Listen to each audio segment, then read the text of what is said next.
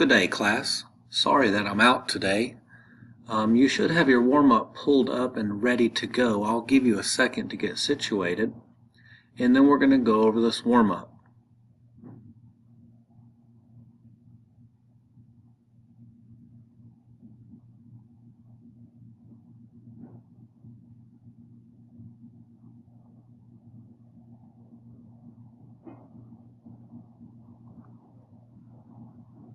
Okay, so you should have this pulled up, but right here on this treadmill we have Mr. Bo Satterfield, your language arts teacher.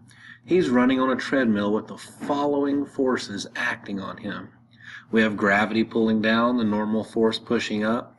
The treadmill's force is actually trying to push him backwards, but the force of his feet is trying to move him forwards. So we need to calculate the net force.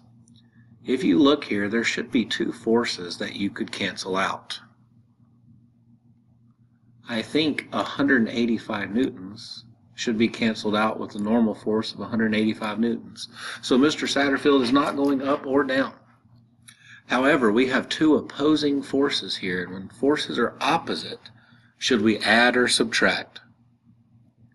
If you said subtract, you are correct. So 200 minus 120 should give us, if my math is correct, a total of 80 newtons.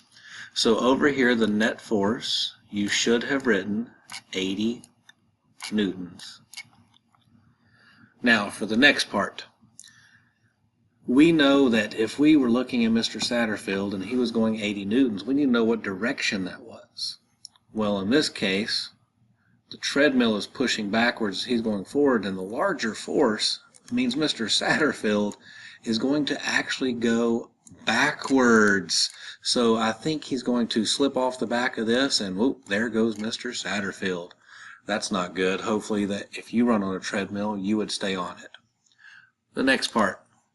I taught you Newton's first law of motion on Friday. It was called the law of inertia. In these blanks, you should be able to use your context clues and fill in based on what I taught you on Friday. We know that the runner is in motion.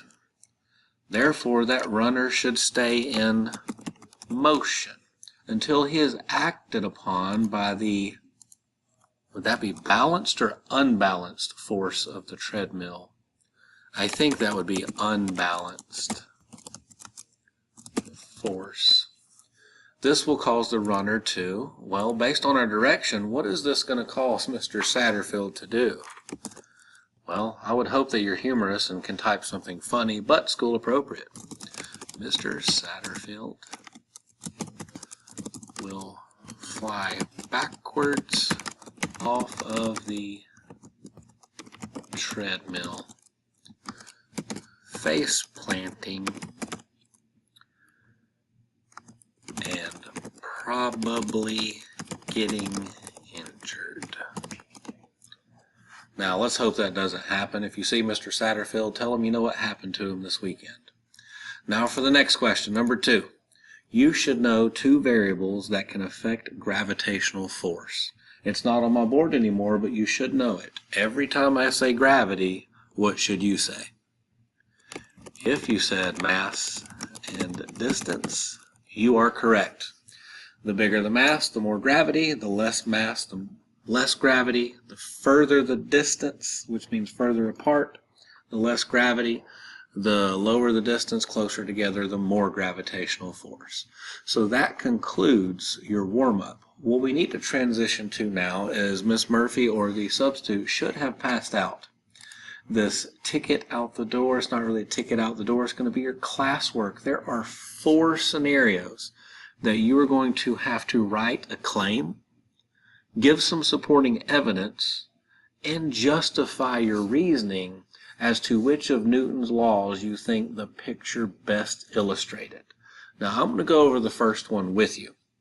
And by now, I should have taught all 3 of Newton's laws. Just to review, the first law is called the law of inertia.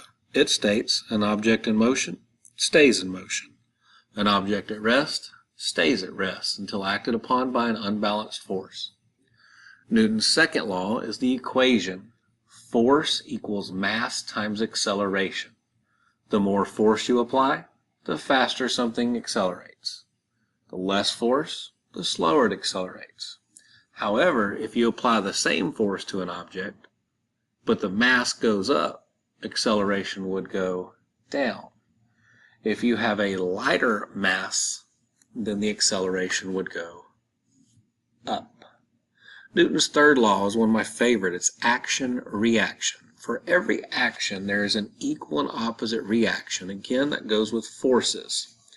Now, if you look at this picture, there's a picture of a transfer truck.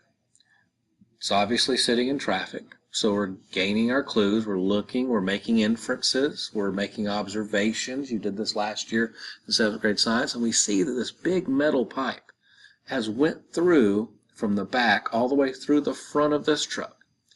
So we got to figure out which of Newton's laws best explains this scenario. So for the claim, what I need you to do is you would type which law you think that claim would be. So in this case, I think that this is going to be Newton's first law. So I would write a sentence. I claim this is Newton's first law of inertia. So there's my claim. It's one sentence, very quick. Now, could you think that it's more than one of Newton's laws? Yes. So if you claim and think it's more than one of Newton's laws, I expect you to claim both of those or all three, and also give evidence and reasoning to justify which of his laws. Is it 1, 2, or 3, all the above, or 1 and 3? And you need to provide that with evidence. So the evidence, you just need to bullet point. I don't need complete sentences here. It's basically what you see, touch, taste, smell, or hear if you were there. So the evidence I see is pipe through the window. What else do I see?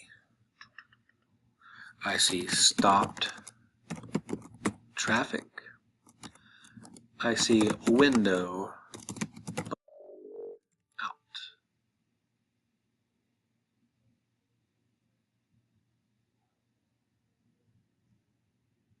I think that would be enough evidence that I see.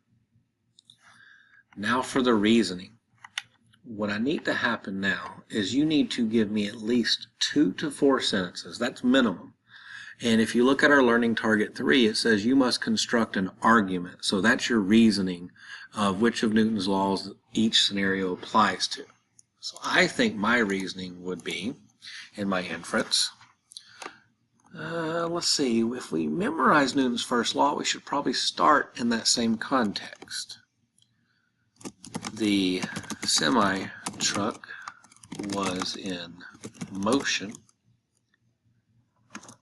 along with the pipe it was hauling.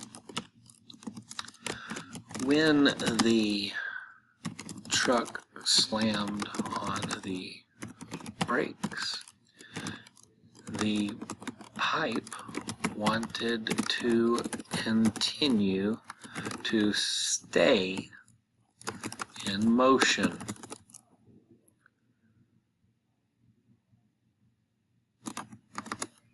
Did I give enough reasoning to explain that it's Newton's first law? I might need to go a little further, and I'm trying to push you. So we know the object was in motion and wanted to stay in motion until acted upon by an unbalanced force. So we did not finish yet.